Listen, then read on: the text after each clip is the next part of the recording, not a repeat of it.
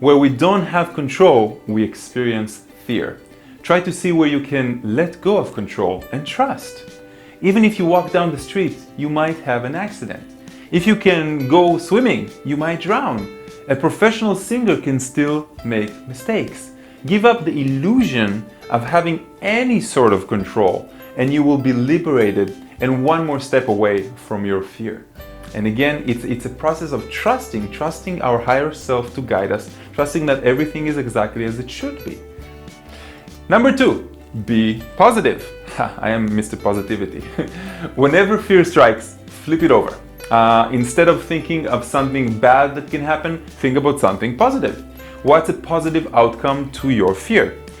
For example, if you have a fear of failure, then visualize your success. If you have a fear of not having enough, imagine having plenty and everything that you actually need. To have a fear means we are giving our manifestation energy away to create this reality that is fear-based. But if we focus on the positivity, we're giving our energy to a positive outcome, and over time our reality will manifest in that direction.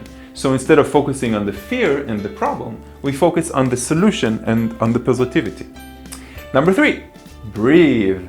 I love that. Most fears are time-based, meaning they happen when we project a part of our consciousness into the future and create an illusion around a story that doesn't belong to us. Okay, it's not real.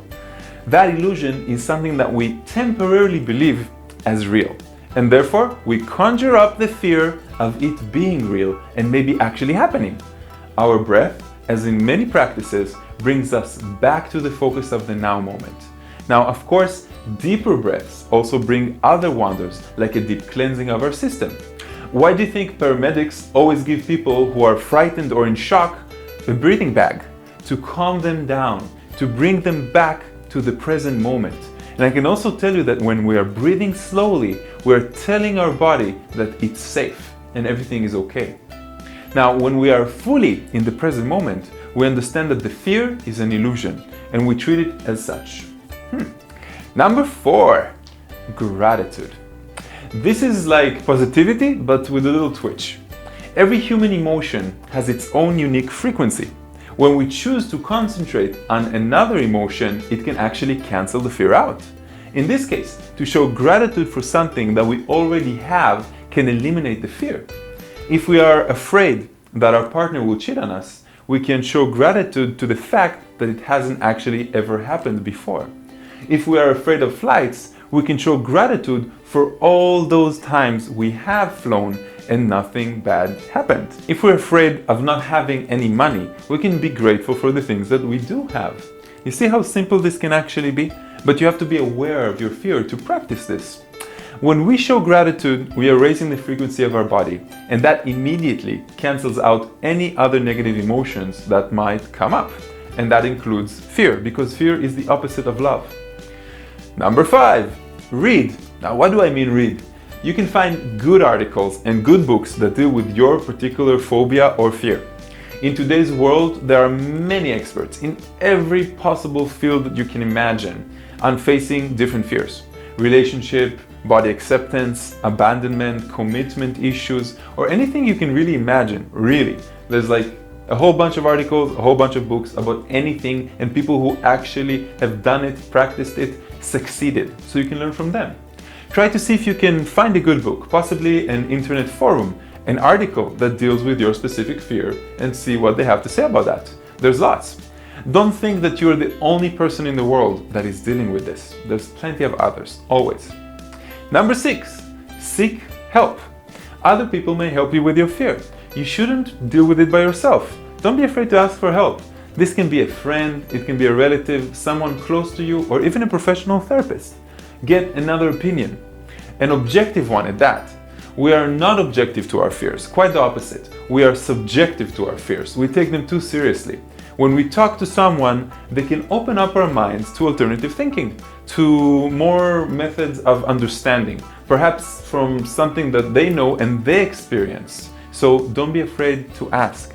An honest, objective opinion is always a good way to go.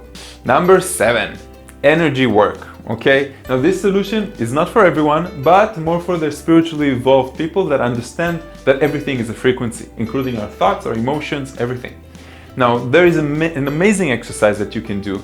First, understand that we are living in a multiverse of options, opportunities, and from where we are in the present world, we can actually split our futures into 1 billion different potential futures.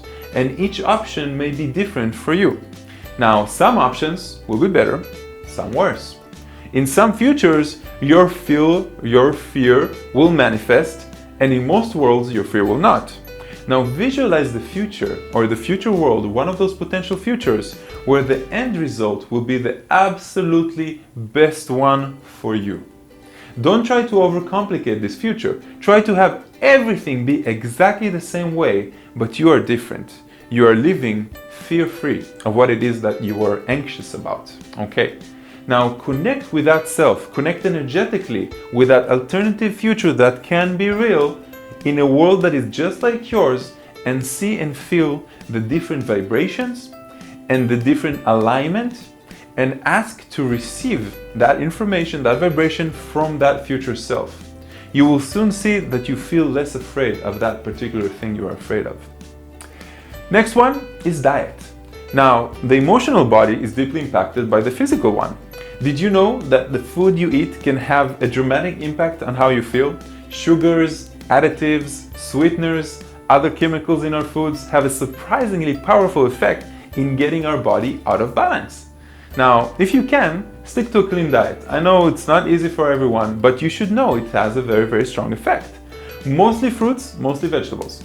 You will be surprised by the impact you will have once you clean yourself up. I know because I'm living a breatharian lifestyle and it's 90% completely free of everything, and I can see the effect it has on my students as well, and it pretty much changes your mental attitude towards the world. You become much more accepting. You see the illusion, and you see the illusion of the fears as well. Number 9, 4 more to go, guys. Surrender. What does surrender mean for you? Are you letting go of the control you thought you had? How does surrendering make your ego feel? Does it feel vulnerable when you say, I'm letting go of control? Surrendering works in conquering our fears, because we stop trying to find a mental solution, meaning a solution that comes only from the logic, only from the brain. We understand that there are parts of ourselves, our subconscious, our higher self, that are smarter than we ever will be. Our subconscious and our higher self have provided us with lots of great solutions in the past when we simply chose to let go of control and to accept. Surrender means accepting of what is in front of me and not trying to change by making a war with reality. Number 10, the story. Oh, I love this, the story. I got this from Tony Robbins, you know, the story in the state, the story in the state. What is the story that you're telling yourself about this fear? Could it be that it's just a story, like a lot of them are? If you're afraid of cockroaches, what story are you telling yourself that will happen if a cockroach will accidentally touch you? What is the story behind the fear? What is the story that you've been telling yourself and programmed yourself to believe for so many years? Everyone has a story behind their fear. What's your story? Think about it. Are you aware of it? If you maturely change your story, you will immediately change your fear of it as well. Also, understanding the story helps us see the whole picture, and sometimes even trace back the fear to its origins in a childhood trauma or in our past, and then we know what we need to heal. And once we understand that, usually half of the treatment is already done. Number 11, ask. Every emotion we teach is there to tell us something about ourselves. Emotions and intuition can be our guides. They serve a higher purpose, and at many times they help us. Ask what the purpose of this fear is for me right now in my life. Ask your heart, or ask the Creator, God, existence, your higher self, however you want to call it. What are my fears trying to teach me? Wait for an answer and work with that answer, and you will see everything has a reason. Number 12, and this one is one that we do, but we should do it more profoundly and go deeper, which is explore the roots of your fear. What is the root of your fear? Are you even aware of it? Where did it start from? Did you inherit it maybe from your family, from your education? Maybe if you work on healing the root, the fear itself will disappear. For example, if you have a fear of being hurt in a relationship, try to trace back your fear to that one relationship that actually hurt you. See and understand that it was that one person in your life, and other people are different than that one person. Try to see if you can go through a process of forgiveness with that specific person and with yourself for being aligned with that particular person in that time in your life. Forgive yourself. Many times our fears have to do with our past selves, and the healing should be on that level, meaning on that spiritual level of previous lifetimes as well. So to summarize, I just gave you 12 different methods of dealing with your fears. Each person can choose 1, 2, 3, even 12. You will see that a good combination of them will always turn up in the right positive way for you. And of course, if you're not ready to deal with your fear and you're telling yourself a story, the story about your trauma, the story about why it hasn't worked so far, the story of why you can't quit that job, the story of why you can't quit that habit of smoking or drinking or doing whatever it is, that those are stories. And understand the person that is behind them has a habit. Maybe it's their comfort zone, maybe it's laziness. There's so many different ways. Analyze yourself. Really sit with a friend, with a professional, and go through a list of what you're mostly afraid of. Because once you work on your fears, you're gonna jump, you're gonna step up your game in the spiritual development, which is something that we all strive for. This is why we came to this planet, to work on ourselves, to improve ourselves all the time. And the fear is keeping us behind.